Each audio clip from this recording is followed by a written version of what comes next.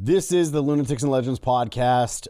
Today, we have some stuff that Brandon is pretty dang excited about talking about. He's done a ton of research on, and it's a lot more wild of a story than you would expect.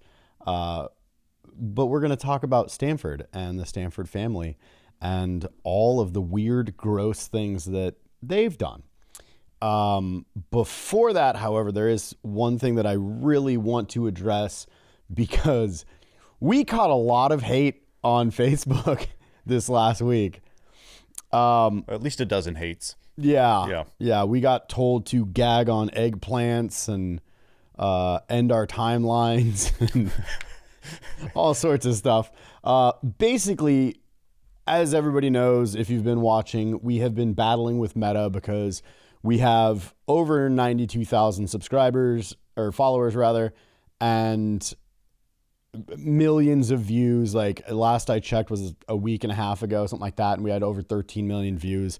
We have generated literally decades worth of watch time, and Meta has been advertising on it this whole time and not paying us anything for it, for the advertising. And it all stemmed from a stupid thing that happened 3 years ago, which is they requested a picture of my ID when I was running ads for my previous company, and I thought it was spam, so I just never responded. They locked up my account and are now saying that I'm community struck and not eligible for monetization on the tens of, if not hundreds of thousands of dollars worth of ad spend that they have generated from Lunatics and Legends content.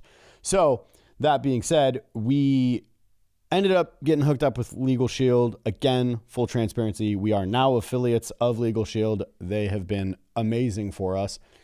I think every content creator should have a Legal Shield account at the very minimum, if not becoming affiliates as well. Hit us up in the DMs if you're interested. However, we've sent off demand letters, so now it's going to a place of litigation if Meta doesn't want to fix this situation. All that being said, we've bought Meta One Advanced. Meta One Advanced is supposed to do a bunch of things that it's clearly not doing because Meta is terrible at coding. And one of those things was it says like, hey, if somebody says a specific thing in the comment section or clicks a certain button or something like that, apparently it, without us approving it, sends them a message. It's just like, hey, John, how can I help you? And we didn't know that. And all of a sudden we just get our inbox flooded with a bunch of FUs and, people cussing us out. And some dude sent a picture of his dog. I thought that was pretty cool. Good looking dog. But it was interesting. And so, not our fault. Didn't mean to do that. We attempted to boost an ad because they did allow us to finally boost an ad because we had to move some stuff around. And so I just wanted to see if it would work. So we were like, hey, let's throw, I think it was $10 on this video to see if it actually increases, and it barely did anything. Didn't. But it apparently hit a bunch of people up into like a sales funnel style thing that really pissed them off. And we didn't mean to do that. Our bad. We didn't know. We learned. Now, which is really interesting. Some people just, they hit us in the instant messenger with something pretty negative and then blocked us. Other people, we responded to everybody that had a negative comment in the messenger about that. Yeah. Some people were cool about it, like, okay, whatever, fine. Other people just didn't respond. It is what it is. Yeah. But it was pretty fantastic that. Why am I wearing headphones? I don't know. Take them off. Moving on. Pretty fantastic that people were that upset. Like, people were deliberately furious about getting an automated message. And it was like, hey, okay, this is irritating. I don't like them either. No one does. Right. But just having that much energy on getting an automated message in instant messenger and getting that upset about it, I kind of got a good laugh at, because it's so ridiculous to have that much energy on it. And also, with Meta, as you know, because you've been behind the curtain with Meta Business Suite, None of it navigates very well at all. None of it makes any sense. There's so many settings everywhere in all kinds of different places. None of it makes sense. The cobweb is so deep. So to figure out, like at first it was, hey, maybe we'll just figure out how to turn that part off. And then it was like, you know what? No, this is taking more than 2 minutes to turn off that AI message response. Right. Just stop running the ad. It's not worth it. It's not helping us at all. In fact, just generating the normal content that we generate does more for us than spending the money. Oh, by far. Significantly more, which I thought also was interesting. It's like, okay, we've jumped through a bunch of hoops, and because of Legal Shield, we made more progress with Meta. The progress that we've made is that we're now allowed to give them more money, not to make any money off of the money they're making. Welcome to Meta. Yeah. Like here's another way that you can give us money for us to not pay you out for getting, these millions of views on content. It's just amazing. And the crazy thing is that if they paid me minimum wage for how long I've sat and chatted with their AI chatbots, customer service, like it's been months now. I mean, it's literally been months. I have hundreds. It's been over 2 months. Hundreds of hours wrapped up in this, and they'll either go, no, there's nothing wrong with your account, and I'll be like, okay, then why are we not monetized? And they'll go, well, we haven't invited you yet.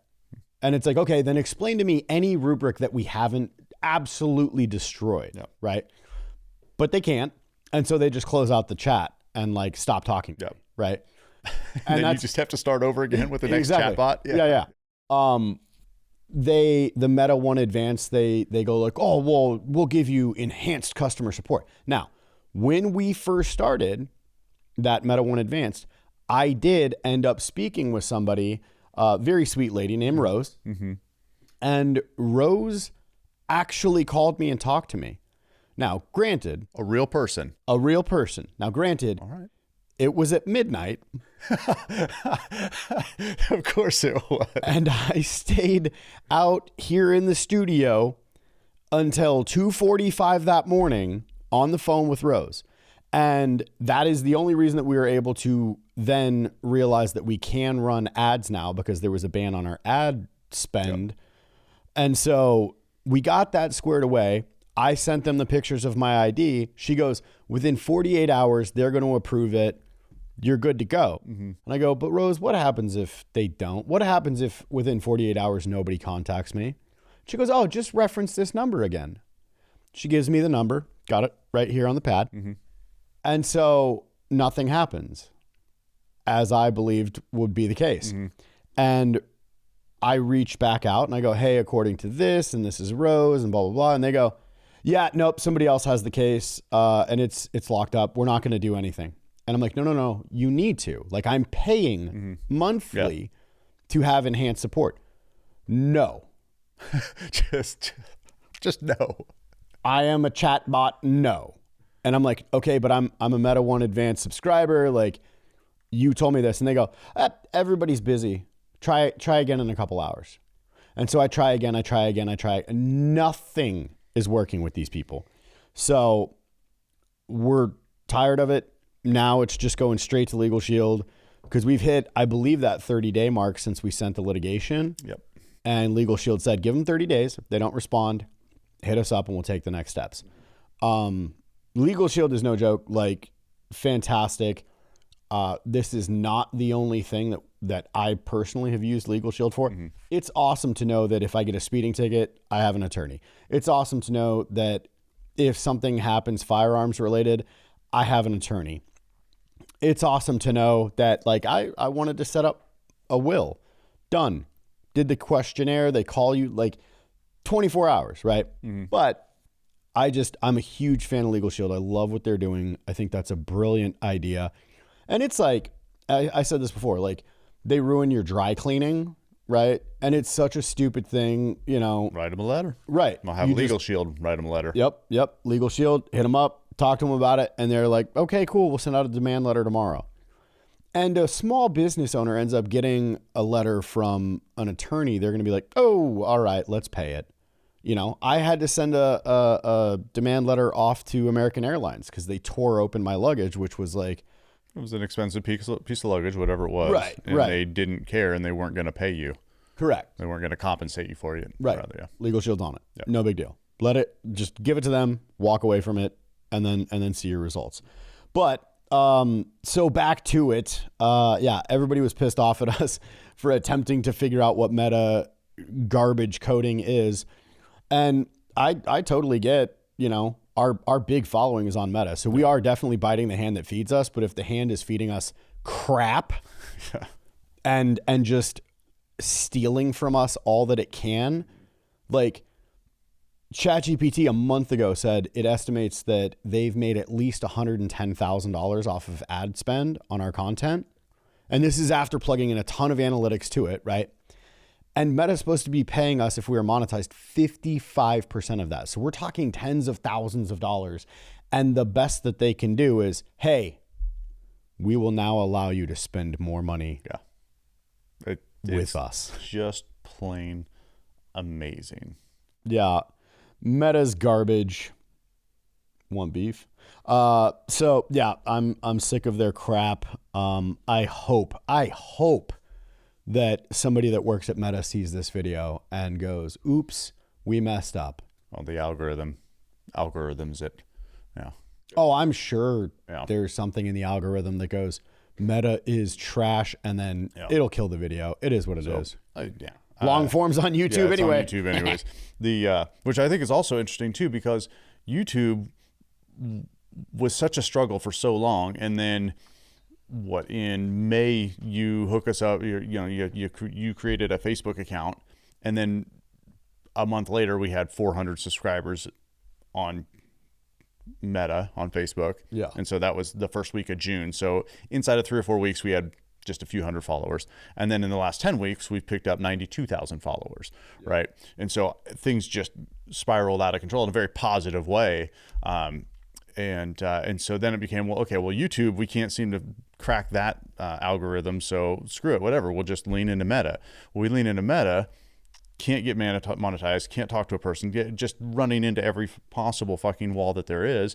And then YouTube, once you meet the criteria to get monetized, which we did, over a month ago, they have regulations that said it could take up to a couple of months before they actually complete the monetizing process once we meet all the criteria. Mm-hmm. And then it was like the next day they're like, nope, you're monetized, everything's all good. And so now we're over there making $100 a week, about that. Okay, so enough to do the weekly giveaway, the weekly live stream giveaway. Yeah. Which is a $100 Amazon card, but we've actually been doing a lot of PayPal because some of our viewers, the people that are winning are not in the country. Like, hey, Amazon's cool if that's what you're doing, we get it, but PayPal would be a lot handier. So we've just been PayPaling people. So you're getting $100, whether it's PayPal or it's Amazon, it's fine. We'll do that. And so, but I mean, that's also the disparagement between the size of the following on Meta versus YouTube. YouTube is 3,000 followers or subs or whatever, and Facebook is almost, in a couple of days we'll have 100,000. So if you snip this and put it on Facebook, everybody watching this on Facebook, go over to YouTube, please. Yes. That's the reason that we're doing the live streams on Saturdays and marketing it to the Facebook account, is so that people go over there, and it's working. Mm-hmm. We went from 2,000 to 3,000 way faster than we went from 1 to 2 or 0 to even 1. 0 to 1. Yeah. Full transparency, to clean it up real quick, we've had the Meta accounts for much longer than May. I just wasn't posting to them. Oh, okay. All right. So we weren't active until May. Correct. Okay. Once we got Opus Clip, that changed everything. Even though they pissed me off at times as well. Man, there's no good coders out there anymore. Those good coders, they're just stuck making somebody else's garbage product. Fair. However, once we started posting to there, gained traction relatively quickly. I think we were only posting maybe a month and a half before things took off. And cool, I love it. I appreciate that we're showing up in algorithms, and that's super neat. We want to post our long form on Facebook so that you guys can make a ton more money as well, but we're not going to. And we are going to take everybody we can from Facebook and move them over to YouTube, because YouTube actually embraces us as content creators. Kind of. They're at least not restricting us. They're just not pushing us in the algorithm the way that Meta is. It's like, Yeah. Damned if you do, damned if you don't. But we're going to keep doing it. We'll figure it out. And this eventually will be the day job. Yes. Yes, because we are definitely burning the candle at both ends. Yeah, don't even need to get into that. I'm That's so just salty negative. right now. Yeah. But yeah, so join us on YouTube, Lunatics and Legends Podcast. Same logo, all the things. We have 3,000 subscribers there right now. We're doing Saturday live streams where we are typically giving away a $100 gift card. Yep. Maybe there'll be a week that we don't. Maybe there'll be a week where we do a $50. Maybe there'll be a week where we do $500. I feel like, yeah, if we don't make $100 on YouTube that week, probably not doing the live stream. Yeah. Yeah. No offense to anyone, but I've come out of pocket. Brandon has come out of pocket way too much considering the results that we're seeing. Thanks a lot, Meta. You can support us through helixpure.com as well.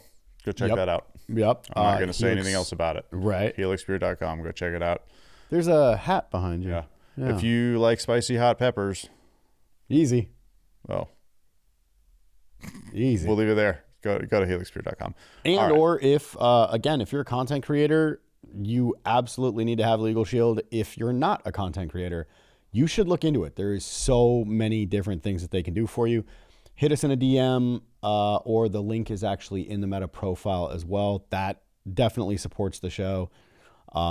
We are doing all we can to get this sorted out so we can keep this podcast going and growing. Thank you. All right. Should we get on with it then?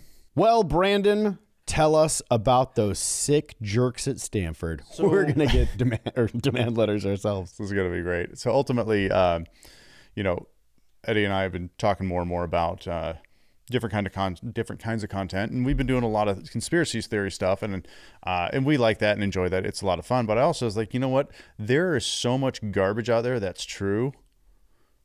We should talk about some of that. Yeah. And I had come across some information about Stanford that I wasn't privy to previously. I didn't know who Leland Stanford was because I didn't particularly care. It just was not something that, came up in my life. It was like, oh, this guy's a railroad baron. So we know immediately that this guy's a dumpster fire of a human being. So what time frame was this? I mean, obviously the railroad industrial revolution, but like when was this dude screwing everybody over? Yeah, late 19th century, so 1880s. Which I actually have some family ties to that, which we'll discuss as well. So Leland Stanford, Stanford University. Let's just do a little, just a tinge of precursor on this. So Stanford University, it was built initially to commemorate Leland Stanford's son who died of typhoid when he was 15. That was in 1884. That happened in Italy. The school was built in 1887 and fully funded by the Stanford estate. Okay. That's about as heartwarming as this story gets. What did his son die of? Typhoid. Oh, you said that. Sorry. Yeah, no worries. So a little bit about Leland here.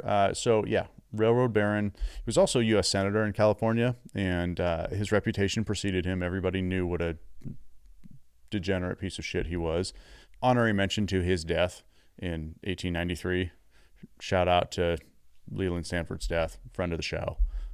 Kind of early life for him. Failed lawyer at age 24. And so... You've said enough. I have? Go on. Oh, okay. Fair.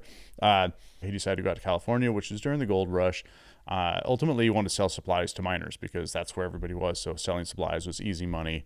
And so that's my family's connection, actually. Oh, is the mining? Okay, go. So my family on my mom's side basically was... trying to decide how much information to give here. However, the Patterson fortune, the Pattersons were in the Bay Area in the 1830s, if I'm not mistaken, and they owned a bunch of land there, and they were farmers there. Gold rush happens, all of a sudden, they're doing real well. And rather than getting into the gold rush themselves and buying mining claims and all that, they continue to buy land and farm the land and they were basically supplying all of the miners in the gold rush with the food. So you were talking about Leland Stanford. They were linked up with the Pattersons. My family has a lot of ties with the Bay Area and all of the things that have happened in the Bay Area. I also real quick want to point out, it's not lost on me that the railroads brought commerce and industry to the West Coast, which ultimately created job markets, massive job markets. I understand all that. I'm not against the fact that there are railroads.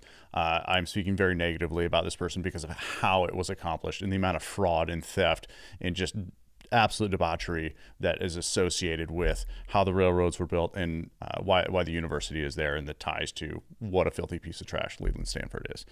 I genuinely think that like they probably haven't made very many solid movies about that whole situation based upon the fact that California would like axe that immediately. Oh, the university Hollywood. still does. Yeah. Well, they do, because there's obviously, this is not front page news, right? So most people don't know about it because they don't care, because it doesn't really matter now, because what's done is done over a century ago. Like, what are you going to do? You can't undo the past. But there are student protests all the time. Kids that go to Stanford that know about this and protest and are demanding all kinds of, and of course the university is, nope, none of it's, no, there's nothing to see here. Yeah. We're not acknowledging any of it. Oh, okay, well, here's a statue to commemorate something. Like, it's just a lot of very, very small political gestures that amount to nothing, Right. to try to Cover up, fix. Yeah, to fix, if you mend will, the but bridges. instead of just saying, yeah, that was really gross that this is how this started, Right. and that's not who we are anymore. Instead, there's like, nope, never happened, which means that's still who they are, which is really, they being the people running the college. It's pretty disgusting, but pretty interesting piece of history as it is. So, had a good bit of success selling supplies to miners. When he was in California, he had expanded his company out to a couple of other states and surrounding states that were also having some success with gold mining, and then saw an opportunity to get into railroads. And so this is where he built his dynastic wealth, was in the railroad industry, and he had a railroad route that no one else knew about ultimately. And that's, For what? when I say no one else knew about, it was the most effective or conducive place to start to put the first railroad. And I'm not an engineer, so I'm not going to get into, and I didn't do much research on what this route was, but this is how he got his foot in the door to be able to procured the land, or he found the route. He found a route and then started to leverage some of the wealth and success that he had from his supplies companies, and then tag teamed up with a couple of other guys that were also up and coming and becoming very successful in the space. They all got together, started, was it Transcontinental Railroad? Which railroad was it? Central Pacific Railroad. And they ultimately were able to lock into and defraud the U.S. government with all of their railroad subsidies. Okay. They pretty much took him over, and because he was a U.S. senator, he was able to leverage his seat to pretty much make sure that nobody else had a chance. Wait, so you're saying that Californian politicians are gross? Corrupt AF? Huh, I know, right? It's like, who would even believe that? Oh, wow. French laundry. Right. Yeah. So they knew that, of course, the project is way too big for any private company to finance at the time. It's just all there was to it. So they pursued government financing. They needed the subsidies, and they knew whoever had those subsidies was going to be able to control the railroad. So in 1862, Lincoln had signed the Railroad Act, and this act granted access across the country and enforced eminent domain wherever it was needed. So they were able to take land wherever they wanted to take the land. It was a free-for-all for whoever had those subsidies, and Leland and his cronies had it. So, and at the time, this is like owning Amazon 5 years ago, 10 years ago. Like, you are the pioneer for the future of everything in the market. Mm-hmm. Okay. Yeah. Some of these notes started with me being a little bit drunk at 9:00 at night. And I can see that clearly now.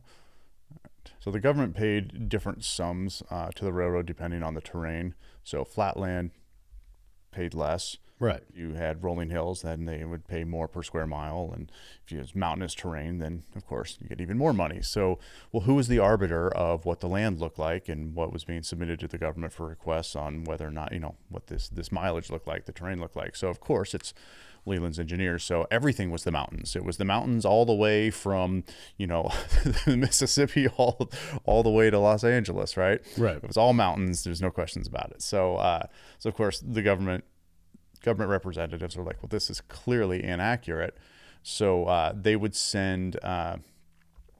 they'd occasionally send their own surveyors out to verify these claims that everything is a mountain and it's absolutely treacherous and we need the most amount of money possible.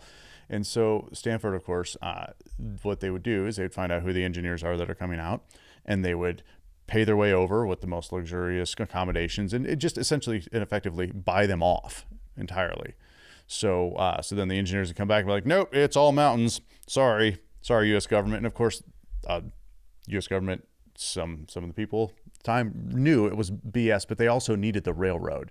So while they knew that they were being defrauded, they let it happen anyways because the railroad had to be built. Yeah. And so, and of course, you can figure that the U.S. government knew that also when it was all done, then they could come back around and start slapping wrists, which is what they did. It's crazy to think about how gross like being a politician is, especially in California. And like Fred was saying last week, follow the money, right? But think about that. Like 1800s, they were like, oh, well, I'm now in a position of power as a statesman, which, founding of the country, it meant it was an honor to serve, right? And it wasn't considered like ooh, hell yeah, I'm going to get rich. But it was like your civic obligation, right? Sure. They didn't do it for pay. They did it because they cared about the country and the job and all the different things associated with it. So they literally dedicated their own time for free to do the job. Right. And then somebody along the way just goes, you know what? I'm a complete scumbag and don't deserve to be here, so I'm going to steal all I can. And there's no checks and balances. You know what also stopped around that same time? Tar and Feather. But that's friend of the show. Oh, huge friend of the show. I can't wait to read the comments of people defending Leland Stanford. Oh, I'm sure. I mean, you saw how up in arms they got about old Doc Fauci. Yeah, who's a criminal through and through, and it's painfully obvious. So I'm sure those same people will be right here like, no, Leland Stanford's a great man. That's my alma mater. So, hey, let's talk about how great he was. Let's get into his aggressive exploitation of Chinese laborers. Please extrapolate. Yeah. So this totally awesome saint of a human being, Leland Stanford, knew that there was an aggressive or a very large amount of Chinese laborers available who were failed miners. So they needed work. And so, as was not uncommon at the time to exploit workers to begin with, they were out west where they could exploit them even more aggressively. So, and they had experience. They were all miners. So they knew how to, dig into land and effectively do the job. Right. They already knew how. So he didn't have to train them, if nothing less, how to stay alive out there and how to use a pick and a hammer. Mm-hmm. Yeah, exactly. So they actually represented over 90% of the entire workforce that built the railroad. Now, I don't know if that's exactly correct. That's the information that I found. So feel free to correct me in the comments if it wasn't 90% or if it's 99% or whatever you want it to be. Whatever number you want it to be, just put that in the comments. So these guys would work 6 days of straight labor from dusk till dawn, and then they'd have a day off. Sunday was their day off, but it wasn't a day off if you were working 18 hours with a pick, right? And then 6 days in a row, and you're underfed, you're not getting paid, or when you are getting paid, it's not the agreement, because there was a lot of that too. The extortion of the workers was just running rampant. Yeah, because there's nothing they could do. Basically, if memory serves, it was almost indentured servitude, because what they were creating was like, hey, we're the railroad, and we have all the supplies that you need to not die while you're out here. Oh, and by the way, it costs more than you make. Mm-hmm. Yeah. And so they'd put them on like we'll put it on the books. Mm-hmm. Next week would roll around. They still wouldn't have enough to cover their weekly, but they also, hey, we'll put it back on the books. And these poor workers were basically just slaves because they couldn't climb out of the debt. It's so evil. It's funny. It's almost like what would be a way that governments and businesses would do that now? I wonder if everybody had a monthly subscription to literally everything. I wonder if that would be a way. And then when you pay off your debt, your payments are just the interest payments. So you never, Are you talking about usury, sir? Interesting. And how it's pretty much exactly how everything operates today. Yeah. Right. Borrow money from somebody. Can't afford to eat? Well, we got you, but we're also going to create a massive amount of debt that you're not going to climb out of. Generational debt. Yeah. Yeah. So, what was it? Dang it.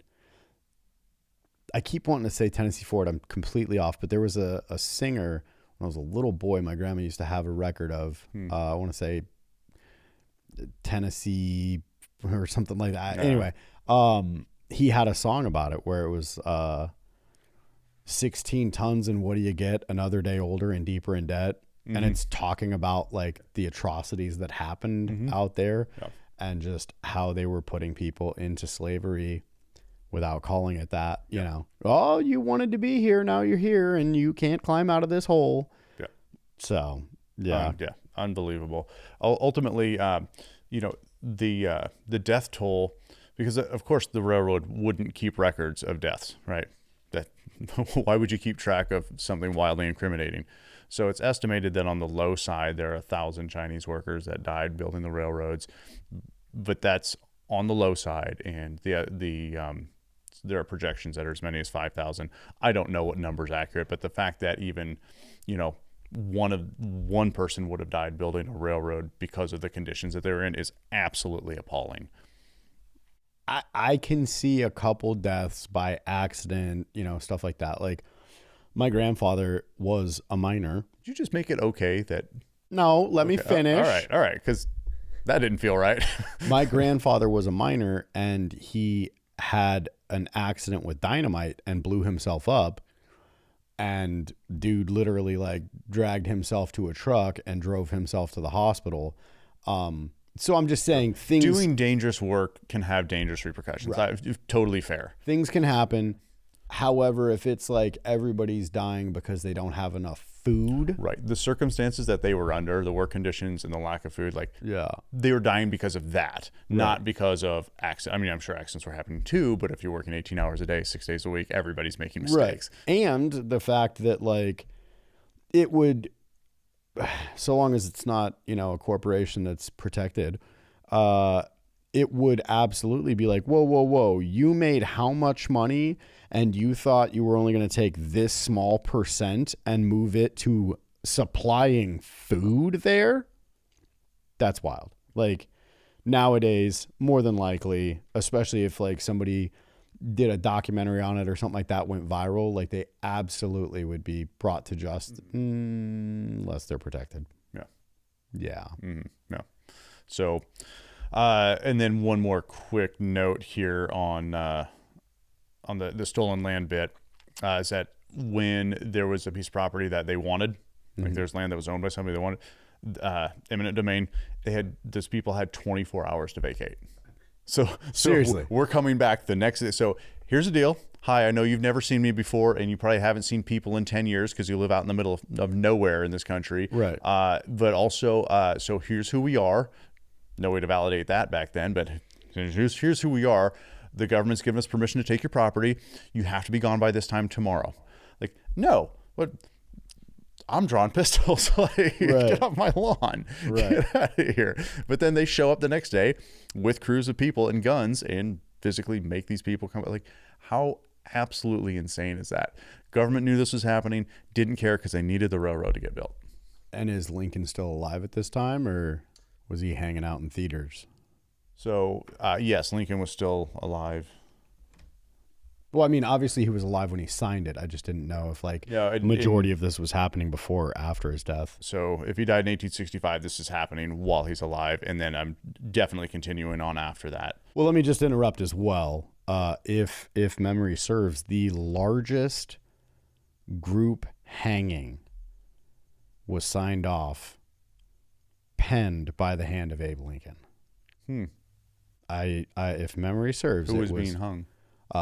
Indigenous people. Oh.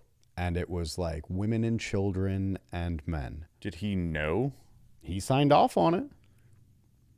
I mean, that's an interesting thing to look into. Yeah. I'll do a little bit of homework on that. But anyways. We can end up talking about that for an episode, I'm sure. Abe Lincoln, not the great dude you think he is. Oh, boy. That's going to get us some love. Whatever. Yeah.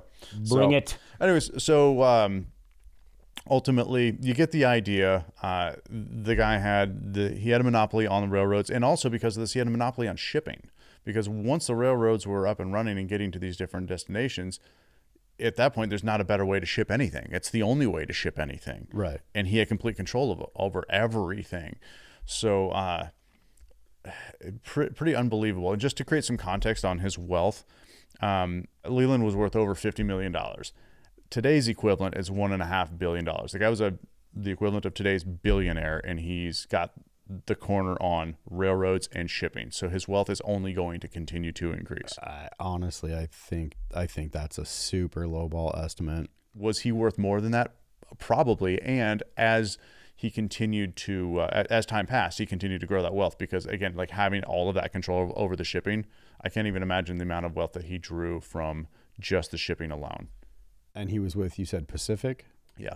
And Pacific later took over a couple of the other smaller railroads. I didn't get too deep into that because I didn't want to stay here for 3 hours and lecture people. I just couldn't believe what a dumpster fire this guy was. And again, I know it's not front page news, but just, wow, this is gross. So let's see here. Much of the money that was paid by the government, roughly $75 million, so effectively a little over $2 billion today, was used to fund the university. He took $75 million fraudulently from the government. That money was supposed to go to the railroads. He used it to funnel into building the university.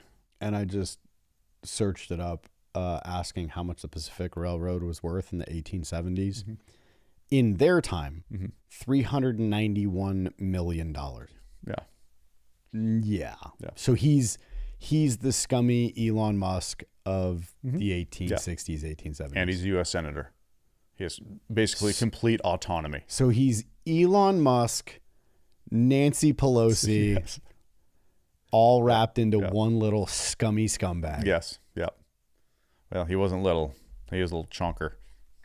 So before he died in 1893, shout out to his death, friend of the show, ultimately the government did catch up with him. So when they had enough of his BS and enough of the railroad was built, enough of that network system was up and running, they did go after him and like, hey, got to give us that money back plus interest.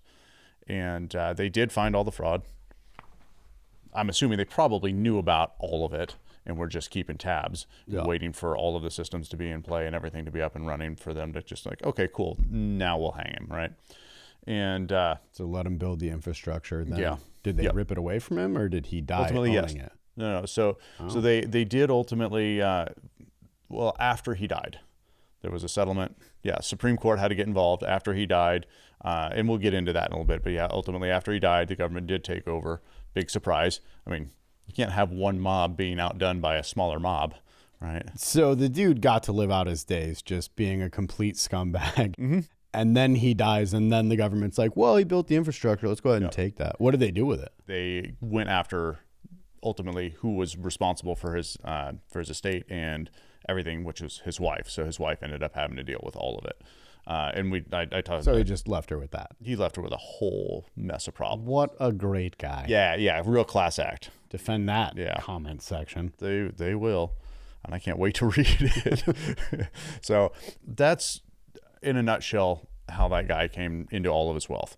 The school itself opened in 1891 with a little under 600 students, and it was tuition free, which was part of the promise of the school, is that you could go get a real education at a good school, and it wouldn't cost you a dime. Unthinkable now, because now you can go pay $200,000 for a degree that doesn't pay $15 an hour when you're done with school, which is also mind-boggling. And Stanford a whole nother topic. Yeah, a whole nother topic. So anyhow, but this was so you could go to Stanford you said when was it? It opened in 1891. 1891. So 2 years before he died. Okay. And you could go to school there for free. Mm-hmm. Interesting. Okay. And that was the whole idea. That changed later in the 70s. And I don't get into this, or I won't be getting into this today, because it's a whole other rabbit hole to go down with Hewlett-Packard and what was going on during the Cold War and how that shifted and changed. All of a sudden, Stanford became something else, because ultimately Stanford is responsible for Silicon Valley. And I do talk about that a little bit because it's pretty interesting. I will get to that a little bit. Yeah. So the U.S. government, they wanted their money back. They're over it. The infrastructure was built. They wanted their money back. It was time. And so to satisfy the debt of the U.S. government, they wanted to take over the university and all of its assets, as well as all the shipping routes, railroads, all these different things that he had control over, him and his buddies had control over. They wanted it all back. But old Leland's dead. Well, not at first. He at very first, the government caught up with him. Then he died. Shout out again to his death in 1893. Shout out to the government? ?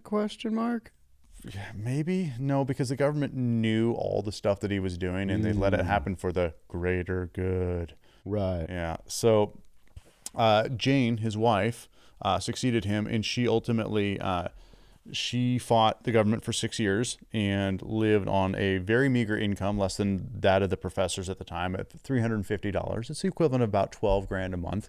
Meager? Yeah, very meager for someone who is the wife of a baroness. I'd choke a dolphin for $12,000 a month. I'm just gonna make a phone call and get a dolphin over here for you to do the choking. Okay, cool. See you in the comment section. Why would you say that about dolphins? That's exactly what's gonna happen. So also, real quick, that'll piss off some people. Let's piss off some more people and remind them that Jane is not exactly a saint here. Jane is married to a railroad baron, the railroad baron. Mm-hmm. She knew all the things that he was doing. None of this is a surprise to her. She's literally just trying to keep the government from taking the one thing that is still important to her, which is, the school. But she knew about all this stuff. She's not a good person. She's not a saint. She's also a rat piece of shit. Saying something like that, though, is like implying that Melinda Gates knew that old Bill... A friend of the show, both of them, both rat pieces of shit. No, they're not. They are not? How dare you? Oh, oops. Hey, comment section. Wink. Have fun, kids. So you got to remember, she's living a life of absolute opulence, and now all of a sudden her monthly expenditures are limited to the equivalent that we have now, roughly $12,000. So it must have been pretty hard for her, I'm sure. But ultimately, she used her connections that Leland had created to structure this public narrative of an abusive government that's trying to steal all these assets and endowments from a grieving widow, which is just laughable at best. Was the government doing that? That's exactly what they were doing. Is she a grieving widow and being taken advantage of by the... No. They took advantage of the big bad government, and the big bad government came around knocking and asking for their money back. So she ultimately was protecting a massive fortune procured by fraud, abuse of power, and while essentially effectively forced labor and ultimately the deaths of thousands of people, that's what she was protecting. And she, of course, created this narrative of, oh no, we just have this college that's free for everyone, and we're just a meager, little tiny university. And the government's so terrible. So So let me guess. The government takes the fortune and then they give it back to the thousands of people's families that passed away.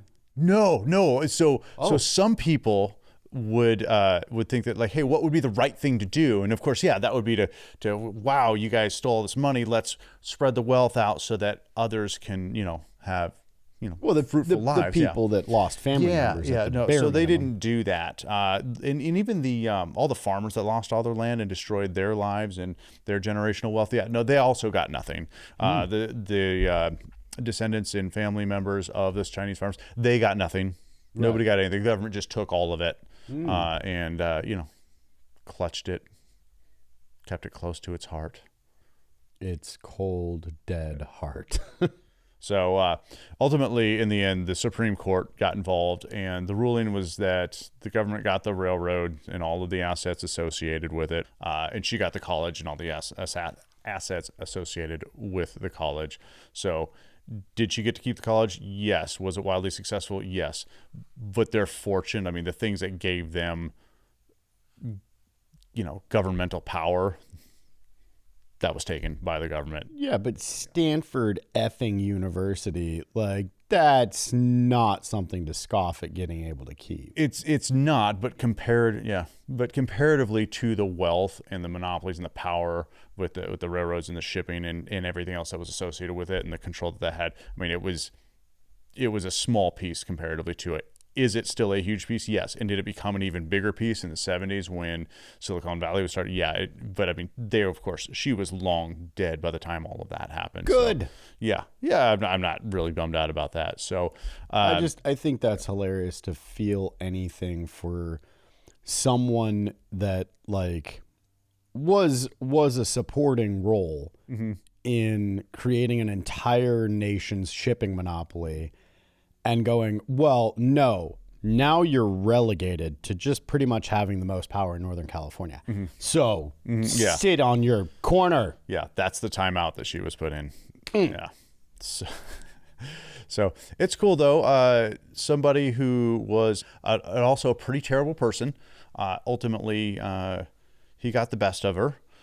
So after all of this is done with the government and everything had been sorted out and now she's just running the college, she's got time to focus on the college. While all of the Supreme Court trials were going on and while all of that litigation was happening, the school is being run by a guy named David Starr Jordan.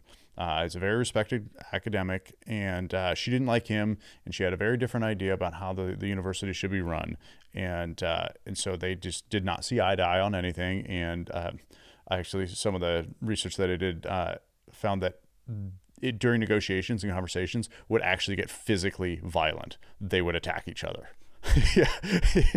Which is, so you've got this woman in her 70s in poor health attacking some guy probably in his 40s or 50s. I don't know how old David Starr Jordan was, but that's a real thing. So very, the ultra elite, way classier than the rest of us. Yeah. They would never behave, in such a degenerate way that we get in bar fights. That's trash. Right. But if you're sober and you're negotiating control over a college and then you decide to throw hands, that's fine. Yeah, but I mean, a woman to live in her 70s back in the early 1900s, early 20th century. Yeah. Like, what do you got to lose at that point? You know what I'm saying? Like, throw some hands around. Throw those $350 a month. Oh no. So anyhow, they both were known for spreading just absolute heinous rumors about each other. It's the most childish behavior from the people that are supposed to be the upper echelon of human existence, which this is a surprise to literally no one. I mean, we all know that it doesn't matter how much money's in your bank account. If you're raised like a piece of shit and you do things that pieces of shit do, you're that kind of piece of shit. So I would say GFC. Shout out Jake Barr. Yeah. So David Starr Jordan was a known supremacist. A lot of his academic literature were around certain races of people being better than others. Got it. Yeah. He was running Stanford. And it's interesting because you'd think that would be something that both he and Jane could have, come together on because, well, wildly racist. Yeah. And clearly didn't think that other people of other races' lives were important. It just seems weird to me that they didn't get along. Yeah. Anyhow, so Jane died in 1905. Good. Yeah, right. Not a minute too soon. She'd been poisoned with strychnine, and somehow the first time she managed to recover. Yeah. So I'm sorry, dude. Isn't that amazing? Somebody, probably Jordan Starr, whatever his name is, hire somebody to In the dose, house, right? Yeah. dose her with strychnine. She survives it, and he's like, okay, but this time, Yeah. Effectively, and yes. use my punch card. But if it wasn't, then she's just like, oh, I would love to have some sugar with my tea. Whoops-a-dinkles, it's strychnine. Yeah. Twice. So actually, the way that this happened twice was the same way. Twice. Oh, God. Yeah.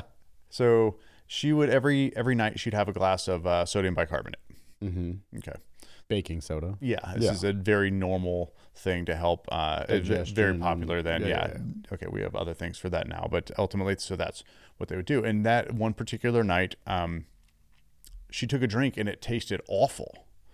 And so, As I would assume strychnine would, yes. right, yeah. So it tasted awful, and sure enough, within a very short period of time, she was already having symptoms of strychnine. And for those of you that don't know, you have very aggressive muscle spasms. In fact, it gets so bad that it's not just like lockjaw where you can't open your mouth, but the back spasms can be so strong that the body will arch up out of a laying position and can become so strong that it can actually break bones and snap the spine. These muscle contractions. Whole nother topic that we ought to go down in the future that discusses that with CS gas is the stuff that happened in Waco.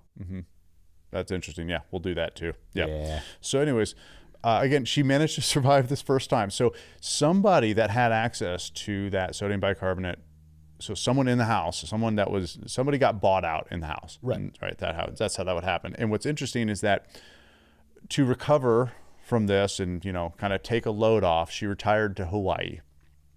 As one would. Yeah, as one would.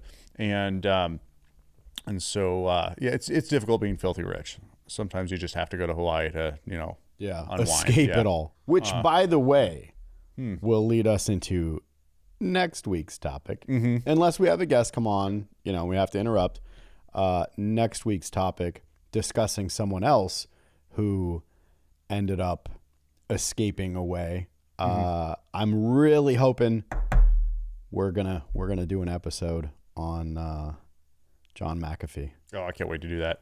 That's gonna be hot. So it's gonna good. Be hot. I've been working on my notes for this for hours upon hours, and I'm not even like close to being done on this. Like, I'm gonna have to sum up probably the first 40 or 50 years of his life really quickly so that we can get into the crazy stuff that dude had going on.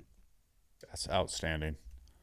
If we don't have a guest come on in between now and then we're getting towards the tail end of this.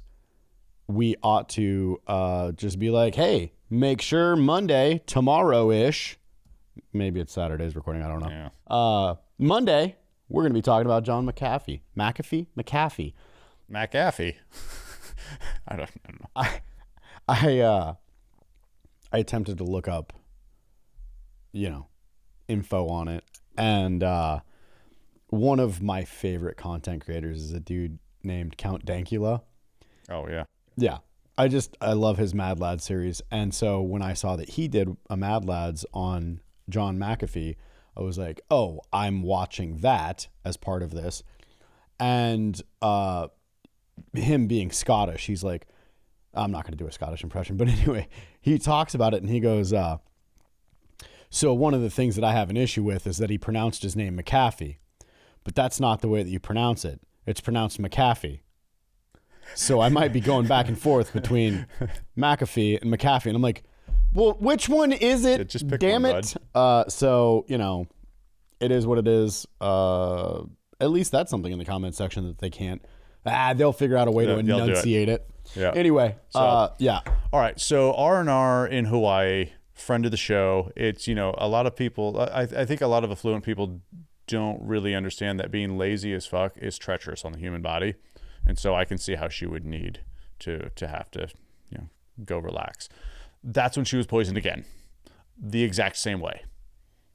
sodium bicarbonate in a glass of water before bed. This time, though, apparently it didn't taste. They had figured out how to make it taste normal, Not like strychnine? strychnine. So, but ultimately, right after she drank the water, symptoms showed up, started to happen again, and this time they were successful. She did die.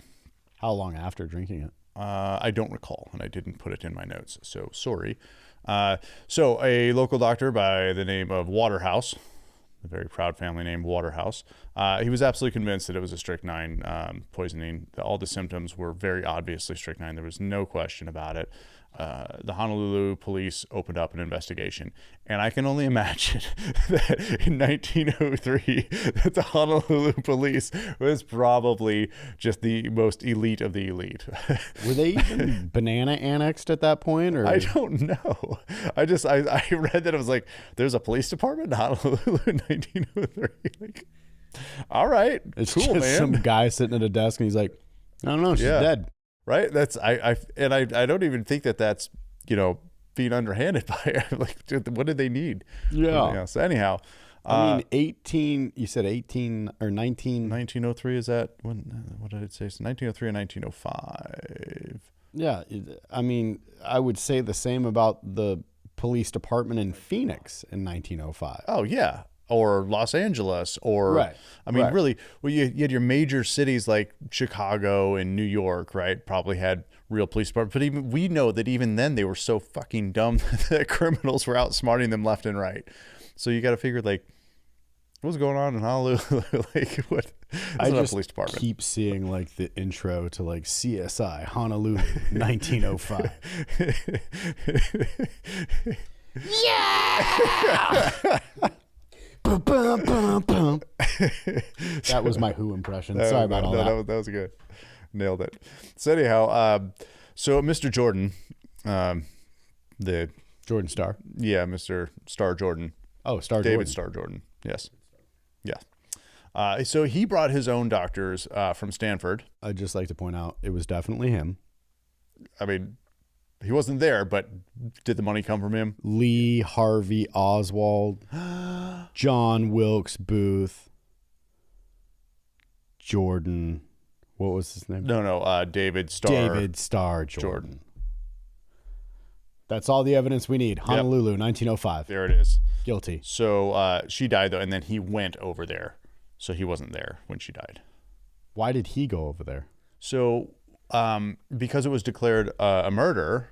Oh. And the Honolulu police opened up a case that he had to go over there and be like, oh, wait a second, this is a problem.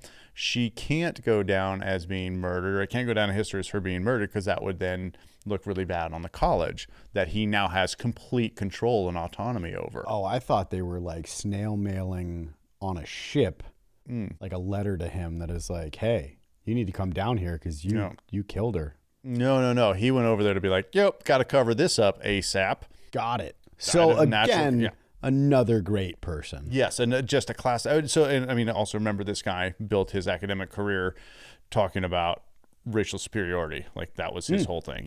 So he's that dumpster fire of a human being.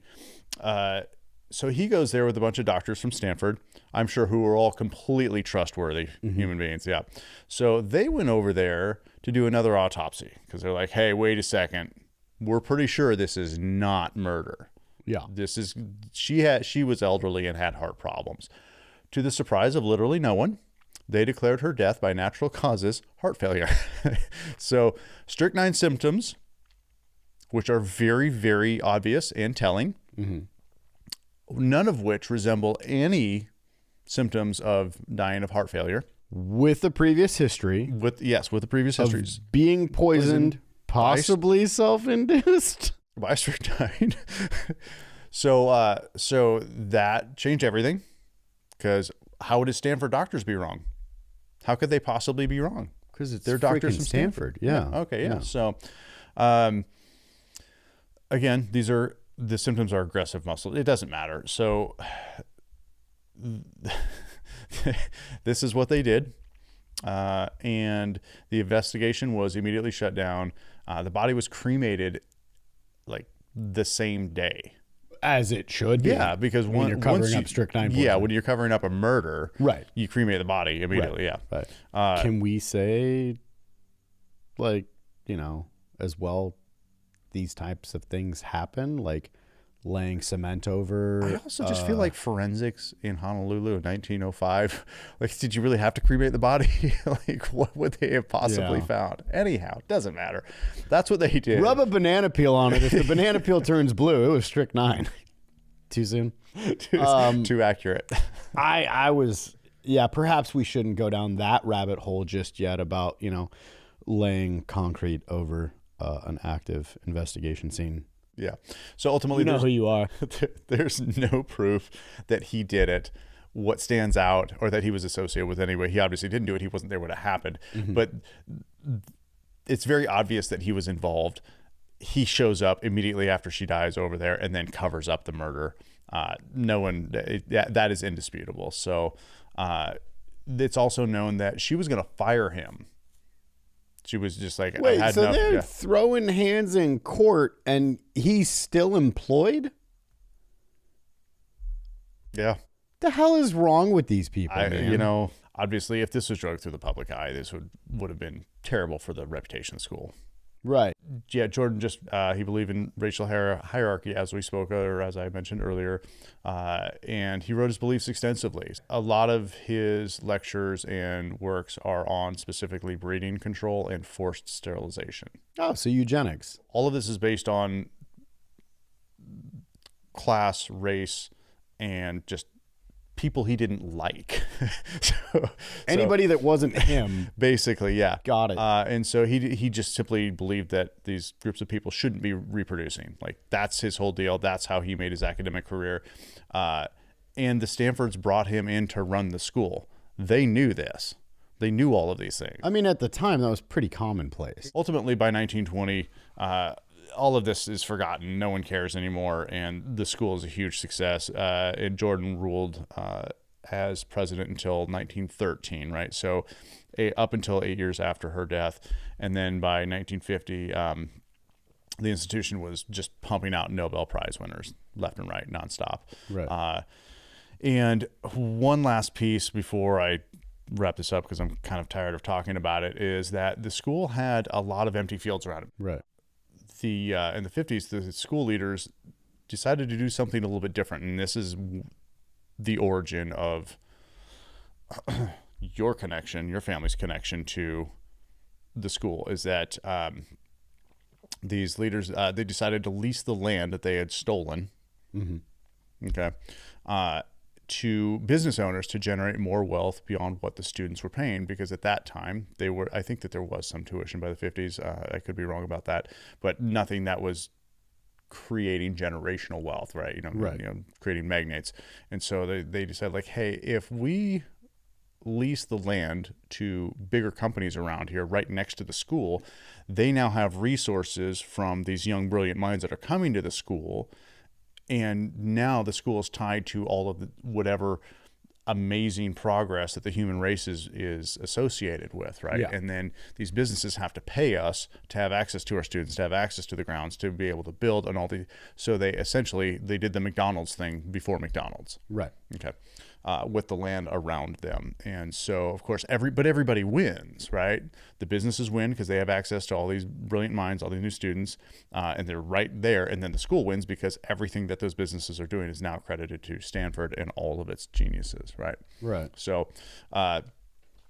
it's really quite clever. So that's the beginning of Silicon Valley. And by the 60s, companies like HP and Lockheed had already had research facilities on the grounds and were already doing all kinds of crazy things that you and I will never, ever know about. And the stuff about Jane and Mr. Jordan was all but forgotten. And then in the early 2000s, reporters kind of dug up all this old dirt and brought it back to light into the public eye. And of course, the school denies all of it and cited Jordan's results of heart failure as ultimately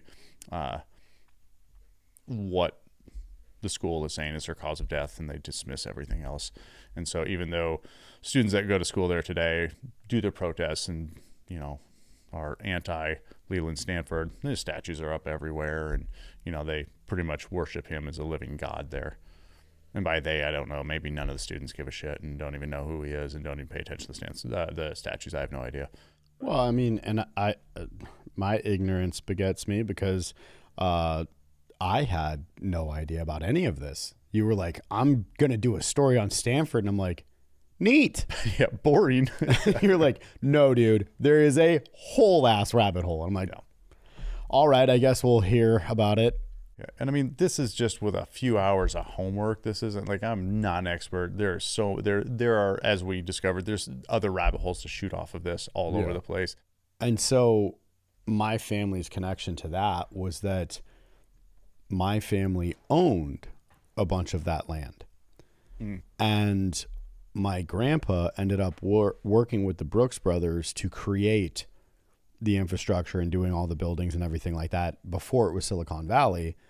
And here's the funny thing. So if anybody hears that, they're going to be like, oh my gosh, like Eddie has so much. Nope. I have nothing. Got none of it. Yeah. And there's a whole thing we could dive into that, but I'm not going to go down that rabbit hole alone on record. Like the Patterson Ranch is still there. My grandpa donated that to the state of California and a ton of land. But anyway, yeah. So my family was likely directly involved with that. And like I said, my grandpa was a Stanford grad as well. And, really good dude. Well, that's what I've got on Stanford. Yeah. I heard a little bit about it and came across something. I was like, well, that seems awful. I didn't realize what a creep Leland is. Oh, wow. That's a whole rabbit hole of grossness. So again, none of this is new. I didn't know, so I wanted to talk about it. Yeah. This is all alleged as well, by the way. And if Stanford wants to give us honorary doctorates, reach out. You can find our email. This episode may not make it on. It's making it on. Could we get one of those Joe Biden honorary doctorates? Yeah. Bill Cosby honorary doctorate. Yeah. Like, you get a PhD just because, which if I had a real PhD and I found out Bill Cosby got a doctorate. Oh, I'd be furious. Like, thanks. Now this means nothing. Right. Next week, tune in Monday. We're going to be talking about John McAfee or having an interview. I don't know. Also, make sure to make it to the Saturday at noon YouTube exclusive live stream where we may or may not, probably are, doing a giveaway. Brandon, you got anything? I haven't got anything else for the kids at home. Outstanding. Good job, Ian. Like, comment, subscribe, leave a comment. Share, save. Comment. Tell everybody how great we are. Yeah. Tell us to gag on eggplants. You know what? The 57th person in the comment that tells us to gag on an eggplant gets a